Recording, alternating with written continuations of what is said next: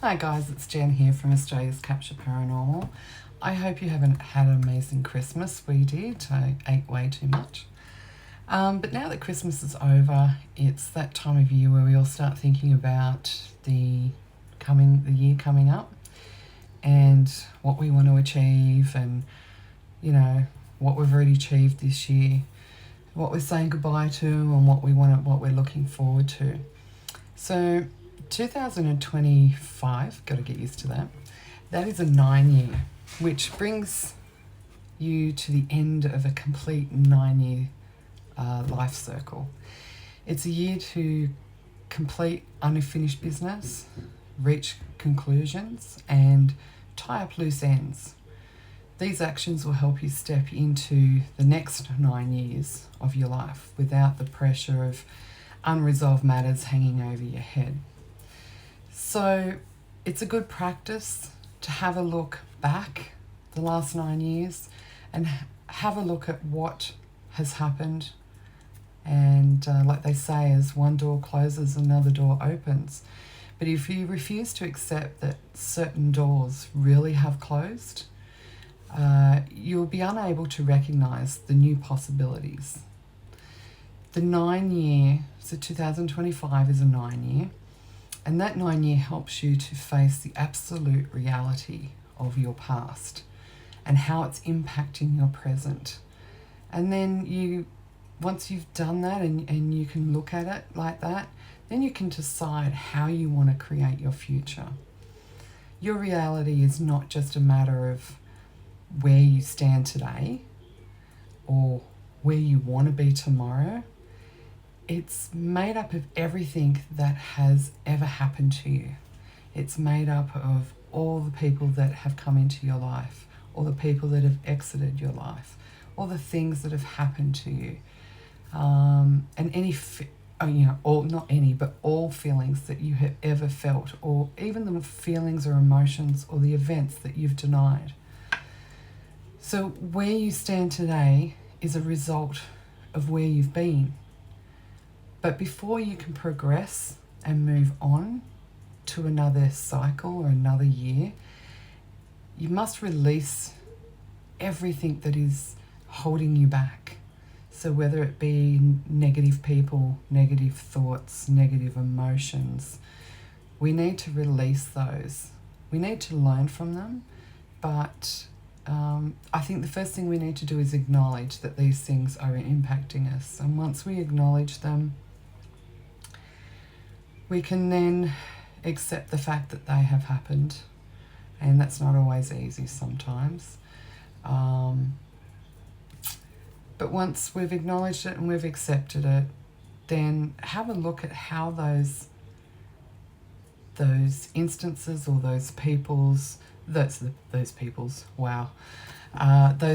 have impacted what has happened to us, and ask yourself what you've learnt from it.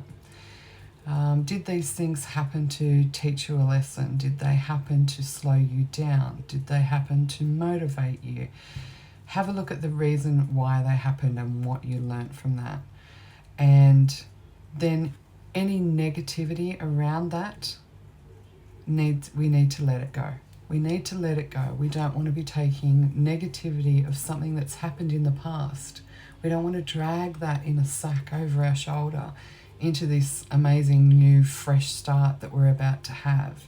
Not only the 1st of January is the first of a new year, but it's, we're coming into that new cycle. And this is our chance to be able to throw out all the stuff that we don't need anymore, all the stuff that's not serving us, all the stuff that we've been struggling with, and decide where we want to look and where we want to go and where we want to be for the next 9 years of our existence. So it's an exciting time, but it could also be an emotional time if you're doing some of your shadow work and releasing some of those fears and those anxieties. And for me personally, it's not so much fears that I need to release, but it is disappointment. Disappointment in certain areas, things that didn't quite pan out the way I had hoped. Disappointment in people, disappointment in different aspects.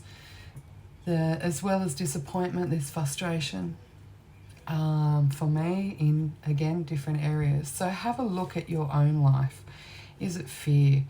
Is it disappointment? Is it anger? What is holding you back? What is holding you back or has been holding you back? And what patterns have you continuously been going over and over and over again in your last, what might be your whole life, or even the last 6 months, the last 12 months, but what patterns over the last 9 years have you just keep rehashing over and over without maybe consciously being aware? Now is the time to become aware. Now is the time to be conscious of what we are doing, so that all the negative stuff we can leave behind us and move into 2025. So I really hope that you are able to be honest with yourself and have a look at what you don't want to drag into 2025 with you. I'm sure there's lots of things, and you know, it's okay if you get into 2025 and realize, oh crap, I ended up bringing that over with me. Rome wasn't built in a day, or even a weekend, or even a month.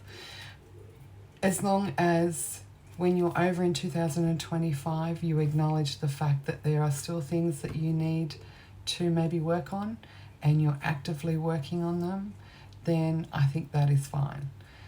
What you don't want to do is just say, well, you know what, I'm fine. Everything's working fine. I don't have time to do that work. I think it's beneficial for you to just assess over the next week, just assess maybe even 1 or 2 things that you don't want to take over into 2025 and work actively on those to say goodbye to them. I wish you luck, and I wish me luck. I've got a fair bit to do myself. We will be back in February with our investigations and our lives and all the good stuff, but I just wanted to pop on here quickly and get the juices flowing, get you thinking about what you can leave behind. Put it in an old suitcase, zip it up, throw it in the river. You don't need it anymore. All right, I wish everyone a very safe, happy and fun 2025, and we will see you just on the other side.